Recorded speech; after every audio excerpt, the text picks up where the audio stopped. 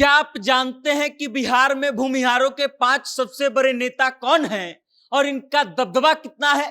भूमिहारों का दबदबा इतना है बिहार की राजनीति में कि बिहार के मुख्यमंत्री नीतीश कुमार भी उनके सामने हाथ जोड़ करके खड़े रहते हैं और ये पावर है बिहार में भूमिहार नेताओं का। आज हम आपको बताएंगे कि बिहार के 5 सबसे बड़े भूमिहारों के नेता कौन है और फिर ये सूची धीरे धीरे आगे बढ़ेगी और अलग अलग जात के अलग अलग बड़े बड़े नेताओं का नाम जो है इस सूची में हम अलग अलग दिन बताएंगे।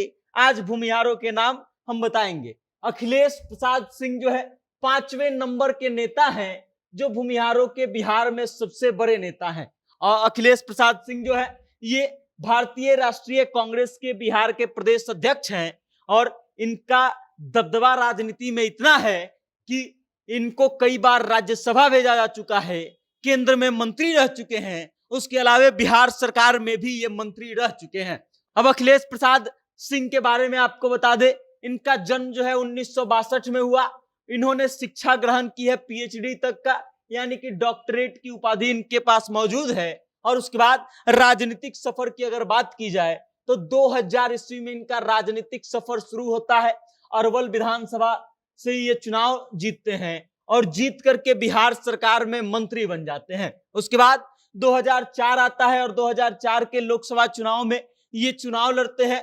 मोतिहारी से लोकसभा चुनाव लड़ते हैं कांग्रेस के टिकट पर और जीत करके सांसद बनते हैं और सांसद बनने के साथ ही इनको केंद्र में मंत्री बना दिया जाता है और केंद्र में राज्य मंत्री का दर्जा मिल जाता है। उसके बाद अगर बात किया जाए तो 2018 में इनको राज्यसभा भेजा जाता है और राज्यसभा भेजने के बाद जो है इनको 2022 में कांग्रेस का कमान दे दिया जाता है।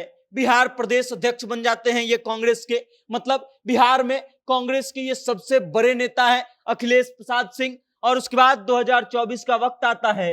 2024 में फिर से इनको जो है कांग्रेस एक बार दोबारा से राज्यसभा भेजती है फरवरी महीने में, और फिलहाल जो है ये कांग्रेस की तरफ से राज्यसभा सांसद भी हैं और बिहार प्रदेश के अध्यक्ष भी हैं कांग्रेस के। उसके बाद इस सूची में जो चौथा नाम है वो है राजीव रंजन सिंह उर्फ लल्लन सिंह का।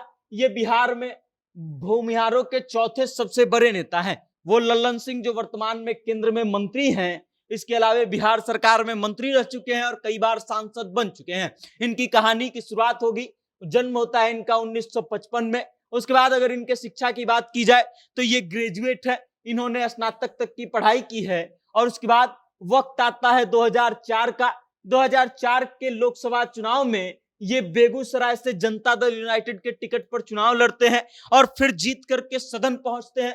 पहली बार ये 2004 में बेगूसराय से सांसद बनकर के सदन पहुंचते हैं और उसके बाद फिर 2010 में जनता दल यूनाइटेड के प्रदेश अध्यक्ष बनाया जाता है इनको। और 2010 में जब ये प्रदेश अध्यक्ष बनते हैं जनता दल यूनाइटेड के, तो नीतीश कुमार का विरोध कर देते हैं और उस कारण से फिर इनको पार्टी से निर्वासित कर दिया जाता है। और पार्टी ने लोकसभा में यह अपील कर दिया था कि इनकी सांसद की सदस्यता जो है इसको खारिज कर दिया जाए। हालांकि बाद में 2013 आते आते वापस से नीतीश कुमार के साथ इनका समीकरण ठीक हो जाता है और फिर नीतीश कुमार इस मांग को छोड़ देते हैं कि इनका संसद का सदस्यता खत्म किया जाए। फिर वक्त आता है 2014 का। 2014 में मुंगेर लोकसभा सीट से इनको जो है जनता दल यूनाइटेड प्रत्याशी बनाती है, लेकिन मोदी मैजिक के लहर में इनको हार का सामना करना पड़ता है और 2014 के लोकसभा चुनाव में ये मुंगेर से चुनाव हार जाते हैं। उसके बाद 2015 में जो है जनता दल यूनाइटेड इनको एमएलसी बनाती है, विधान परिषद भेजती है और उसके बाद बिहार सरकार में नीतीश कुमार इनको मंत्री बना देते हैं। उसके बाद वक्त आता है 2015 में। एक और खास चीज है कि जब जीतन राम मांझी मुख्यमंत्री बने थे तब जीतन राम मांझी से इनका विवाद हो गया था और इस कारण से जीतन राम मांझी ने इनको बर्खास्त कर दिया था। फिर जीतन राम मांझी जब इस्तीफा देते हैं और नीतीश कुमार वापस से मुख्यमंत्री बनते हैं, तब लल्लन सिंह को वापस से मंत्रालय दे दिया जाता है और बिहार सरकार में फिर एक बार मंत्री बन जाते हैं। उसके बाद अगर बात की जाए 2019 की, तो 2019 में एनडीए के साथ मिलकर के जनता दल यूनाइटेड चुनाव लड़ती है भाजपा के साथ मिलकर के और फिर मुंगेर लोकसभा सीट से ये चुनाव जीत करके सदन पहुंचते हैं। उसके बाद 2021 में फिर एक बार जो है इनको जनता दल यूनाइटेड का प्रदेश अध्यक्ष बनाया जाता है आरसीपी सिंह के हटने के बाद। और उसके बाद 2024 का लोकसभा चुनाव आता है और 2024 के लोकसभा चुनाव में फिर से ये मुंगेर से चुनाव जीतते हैं और जीत करके केंद्र में मंत्री बनते हैं। वर्तमान में ये केंद्र में मंत्री हैं और उसके बाद अभी जो है जनता दल यूनाइटेड के प्रदेश अध्यक्ष नीतीश कुमार है, बीच में इनको हटा दिया गया था और फिर नीतीश कुमार प्रदेश अध्यक्ष बन गए थे। इस सूची में जो तीसरा भूमिहारों का सबसे बड़ा नेता है बिहार में, वो है अनंत सिंह उर्फ छोटे सरकार। वो अनंत सिंह जिसको बिहार में लोग छोटे सरकार के नाम से जानते हैं। अनंत सिंह का दबदबा राजनीति में इतना है कि ये जिस पार्टी के सामने खड़े हो जाएंगे उस पार्टी की हार निश्चित हो जाती है और ये जिस पार्टी के साथ खड़े हो जाएंगे उस पार्टी की जीत सुनिश्चित हो जाती है। इनका दबदबा इतना कि नीतीश कुमार इनके सामने हाथ जोड़ करके खड़े रहते हैं। अब इनके बारे में बात की जाए तो इनका जन्म 1967 में होता है अनंत सिंह का, और उसके बाद इनके शिक्षा की बात की जाए तो बहुत कम पढ़े लिखे हैं ये, मात्र 4वीं क्लास तक की शिक्षा इन्होंने ग्रहण की है। उसके बाद वक्त अब इनके आता है राजनीतिक करियर की बात की तो 2005 में जनता दल यूनाइटेड के टिकट पर मोकामा विधानसभा से चुनाव लड़ते हैं और चुनाव जीतते हैं, विधानसभा पहुंचते हैं और फिर 6 महीने के भीतर जो है राष्ट्रपति शासन लागू हो जाता है 2005 में, और उसके बाद चुनाव खारिज हो जाती है और फिर से चुनाव होती है अक्टूबर नवंबर के आसपास, और फिर से एक बार जनता दल यूनाइटेड के टिकट पर अनंत सिंह चुनाव जीतते हैं और जीत करके विधानसभा पहुंचते हैं। उसके बाद 2010 में भी चुनाव जीतते हैं, जीत करके विधानसभा पहुंचते हैं। 2015 में निर्दलीय चुनाव लड़ते हैं और फिर मोकामा विधानसभा चुनाव क्षेत्र से निर्दलीय प्रत्याशी के तौर पर जीत दर्ज करते हैं। वक्त आता है 2019 का, तब ये बगावत करते हैं और बगावत करके 2019 के लोकसभा चुनाव में अपने पत्नी को मुंगेर लोकसभा सीट से कांग्रेस के टिकट पर चुनाव लड़वा देते हैं, लेकिन इनको हार का सामना करना पड़ता है इनकी पत्नी नीलम देवी को, और वहां से लल्लन सिंह चुनाव जीत जाते हैं। उसके बाद 2020 का वक्त आता है। 2020 में ये जेल चले गए थे और जेल में रहते हुए राष्ट्रीय जनता दल के टिकट पर चुनाव लड़ते हैं, और चुनाव लड़ने के बाद दबदबा इतना कि एक दिन चुनाव प्रचार करने नहीं जाते हैं, उसके बावजूद लगभग 18,000 वोटों से ये चुनाव जीत जाते हैं। उसके बाद 2022 में जो है इनकी विधानसभा की सदस्यता रद्द कर दी जाती है क्योंकि इनको सजा मिल जाती है और 2 साल से अधिक की सजा पर सदस्यता जो है खारिज हो जाती है और इस कारण से इनका सदस्यता रद्द हो जाता है। फिर 2022 में इनकी पत्नी नीलम देवी को राष्ट्रीय जनता दल अपना उम्मीदवार बनाती है और उपचुनाव में मोकामा विधानसभा क्षेत्र से इनकी पत्नी नीलम देवी जो है फिर चुनाव जीत करके विधानसभा पहुंचती हैं।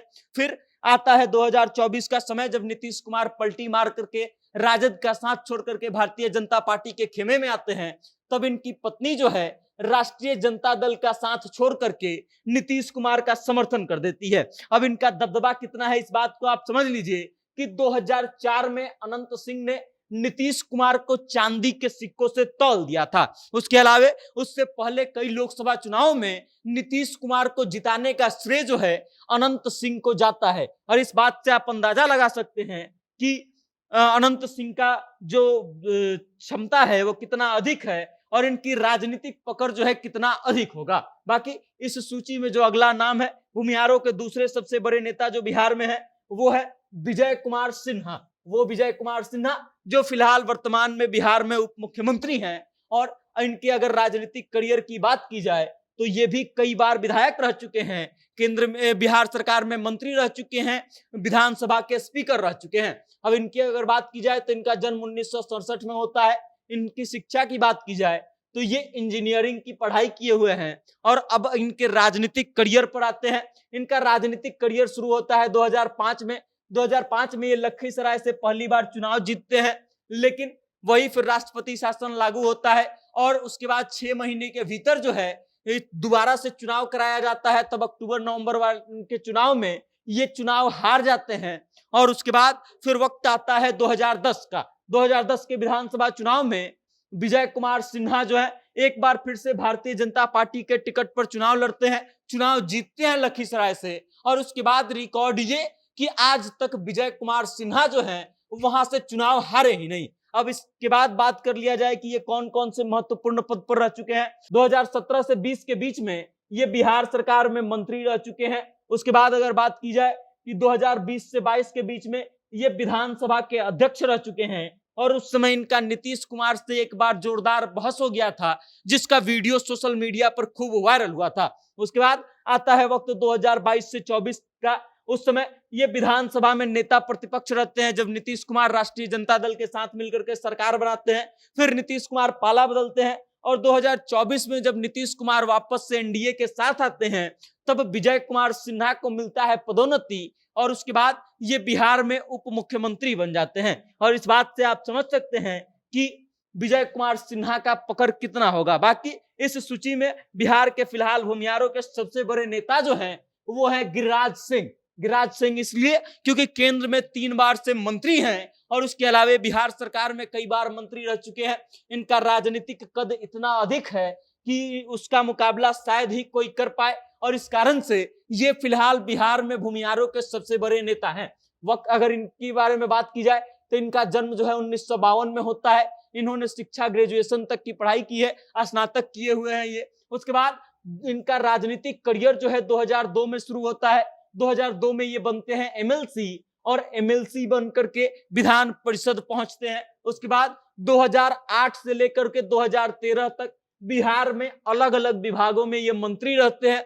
फिर 2014 का वक्त आता है, लोकसभा चुनाव में भारतीय जनता पार्टी इन पर भरोसा जताती है और नवादा से इनको लोकसभा का प्रत्याशी बनाया जाता है। नवादा से ये चुनाव जीतते हैं और चुनाव जीत करके लोकसभा पहुंचते हैं और उसके बाद केंद्र में मंत्री बन जाते हैं। उसके बाद 2019 का लोकसभा चुनाव में फिर से इनको बेगूसराय से मौका दिया जाता है और बेगूसराय से भी ये चुनाव जीतते हैं। जीत करके केंद्र में मंत्री बनते हैं।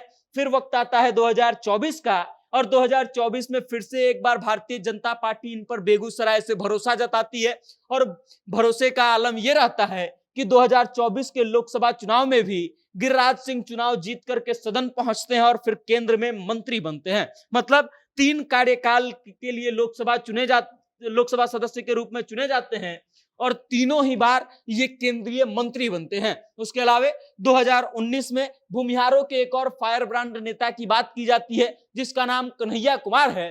कन्हैया कुमार को लोकसभा चुनाव 2019 में ये पटकनी देते हैं और उसके बाद इनके राजनीतिक करियर का हाल जो है ये है कि अभी बिहार में भूमिहारों के सबसे बड़े नेता हैं। बाकी इस सूची को देख करके आपको क्या लगता है और आपको क्या लगता है कि क्या इनमें से किसी व्यक्ति का नाम छूट गया है? तो अपनी राय कमेंट करके हम तक भेज दीजिएगा और देखते रहिएगा जनता जंक्शन। मेरा नाम वेद प्रकाश है, कैमरे के पीछे है विशाल। बहुत बहुत धन्यवाद।